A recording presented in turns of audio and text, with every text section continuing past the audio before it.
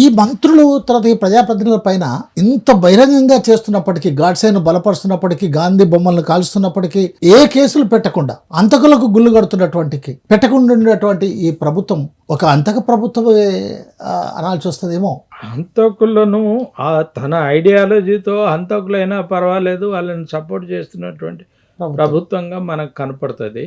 ఇది చాలా ఒక దురదృష్టకరమైనటువంటి పరిస్థితి ఈరోజు భారతదేశంలో నెలకొని ఉంది.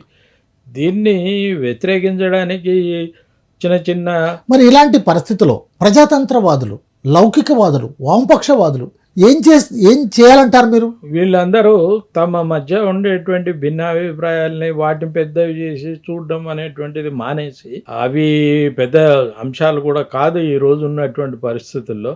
కనుక వాళ్ళందరూ ఒక వేదిక మీదకి రావటం అనేటువంటిది అవసరం to fight against the communal forces.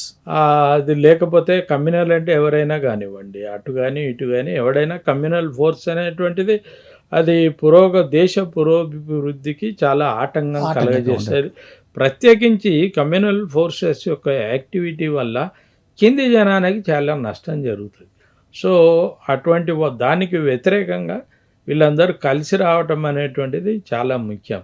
ఇక ఈ తేడాలు ఇవన్నీ మర్చిపోయి చిన్న చిన్న స్పర్ధలు ఇవన్నీ పక్కకు పెట్టేసి అందరూ కలిసి వస్తేనే ఈ ప్రమాదం ఇప్పుడు ఏదైతే భారతదేశం ఏ ప్రమాదంలో ఉందో దాని నుంచి బయటపడాలి.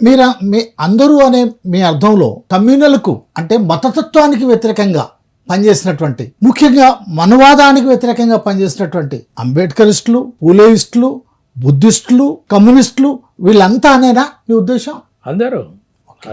అందరూ కలిసి రావాలి.